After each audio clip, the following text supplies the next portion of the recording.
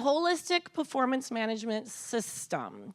So it's a new approach that we've launched to help leaders continue to drive for high performance, but without the burnout. Why do we care so much about this? Because burnout is a problem. It is not getting better for all the reasons. 68% of employees this year said that they are experiencing burnout. That's up from 48% in 2023. So the trend is not looking well. And the costs associated with burnout are also building up. So typically burnout often leads to turnover. Turnover is really expensive, especially of your key employees. But in this economy, my clients are finding that people aren't necessarily leaving their jobs, they're just not showing up. And so absenteeism is increasing. I've got a lot of clients that are spending a lot more money servicing short-term disability claims due to people being out for stress and anxiety. Disengagement is costly, and also another thing that we're tracking is incivility. You know, when people just aren't feeling good, they're not showing up at work with patience and tolerance for their coworkers, so you get some bad behaviors, some toxic environment, and that can be expensive as well. Now, unfortunately, the burden to kind of address this often falls on managers. They're really the front line of defense. They see employees day to day, and they're not really stepping up to the challenge. Not because they don't want to, they really aren't equipped and they don't know how, and frankly, they are burned out too. I talk to a lot of managers and they say, I wanna do a better job of supporting employee well-being, but I'm not a therapist. You know, so I'm not exactly sure what to do or what I can do. And I say that as fair, right? Without any clinical training, it is really scary to kind of wade into this territory. And frankly, that is just not the job that they were hired to do. So we've been really committed to like, how do we kind of solve this problem? How do we get to better? And so you don't need to be a therapist to know that there is, in fact, a ton of research available. It's rooted in positive psychology, it's rooted in neuroscience of what do humans need in order to be more resilient, in order to thrive, even during challenging times. And so we took all that information, and frankly, there are a lot of really common themes around what the data is saying, and we boiled it down and tried to make it very practical, doable, not very scary for managers. So we basically took the research and identified basically fundamental human needs that are the foundation for sustainable high performance, right? People are intrinsically motivated. They're resilient, even during challenging times. And we're calling them the 3 C's just to make it less scary. And it really comes down to 3 things, right? So we call them comfort, which is psychological safety and trust. You know, people feel confident being who they are at work. They can speak up, ask questions, take risks, and also bounce back, knowing that mistakes and missteps aren't gonna be held against them. The second C is connection. Not just connection to coworkers, but connection to just a greater sense of purpose and meaning in their work. So their work doesn't feel like just a series of tasks, but it's meaningful to them. And when you have that and everyone feels it as part of a team, cohesion and collaboration increases. And the third C is contribution. Everyone wants to feel like they matter when they show up for work. So their unique skills and perspectives, are they valued? And when people feel that they're more motivated, they have a sense of ownership.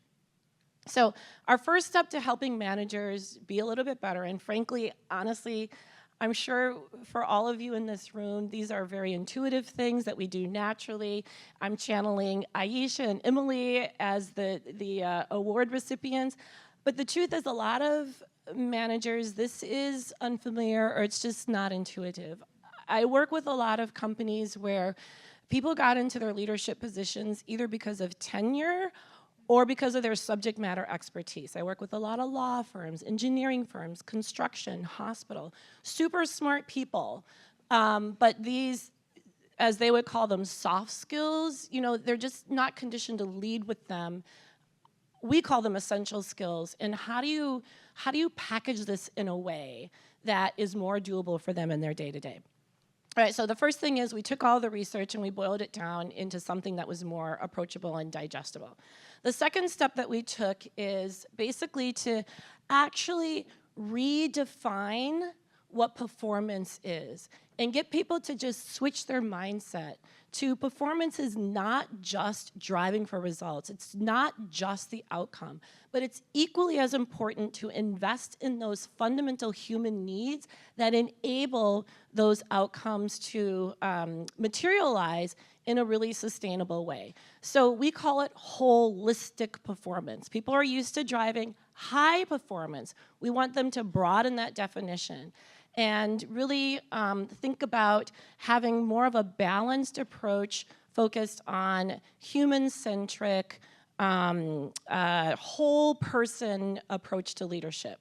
So step one was just repositioning and reframing what leadership and holistic performance is. Second step is taking those fundamental human needs, those 3 C's that we call them, packaging them in a way and delivering them in a way that resonates with the modern workplace, which basically means people are super busy. They do not need one more thing to do. So the innovation piece of this is really taking these timeless truths and delivering them in modern ways. And that means there are no big, long workshops. Any education around these fundamental human needs, the 3 C's, it's delivered in micro-learning. So short explainer videos, nothing is over 4 minutes. Leaders can squeeze that learning in no matter where they are. Super practical ideas. No one needs a PhD in any of this. They just need to be equipped with what can they do in their next one-on-one? What can they weave into an existing team meeting? I find that most leaders want to kind of lead in a different way, but oftentimes they simply tell me what to do and I can do it. So we want to make it super simple for them. And then the last thing is we're offering an AI coaching component. Gotta have AI, it's 2025. And so everybody wants these solutions hyper-tailored to them. So you can use our AI tool to basically type in and say, hey, how do I take this and maybe how do I adapt it to my one-on-one conversation? Or could you write me an email that better reflects my insights around this? Or what is the way that I could take this idea and tailor it to my team meeting?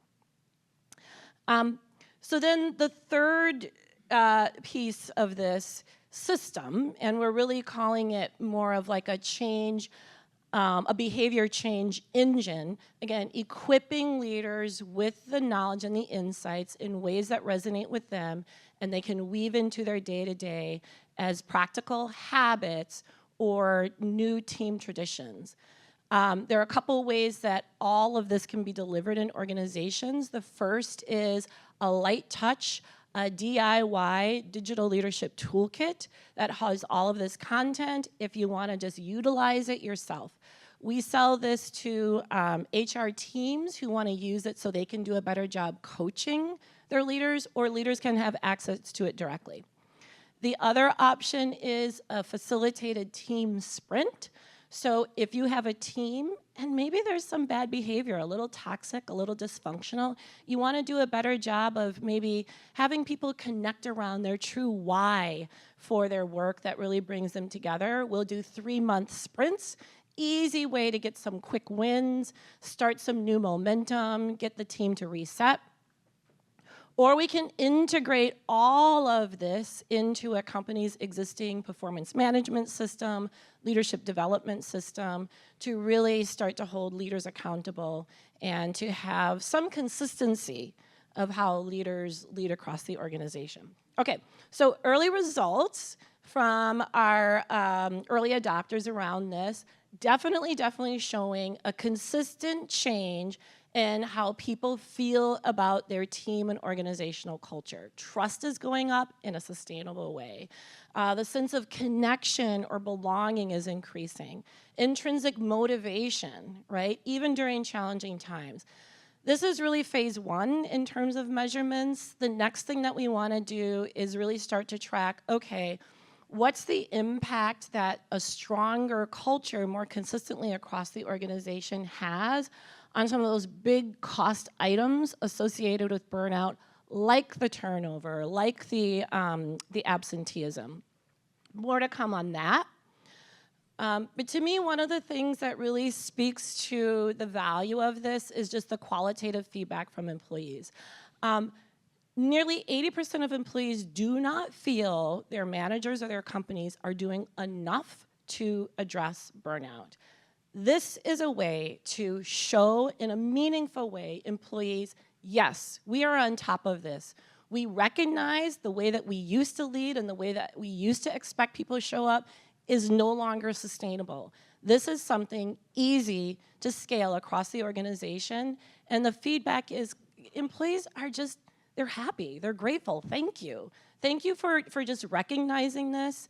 And it's something I think that really sets great companies apart from good companies, because it's a way to get all of your managers who, you know, this just may not be their skill set on board in a way that's confident and more consistent across the organization.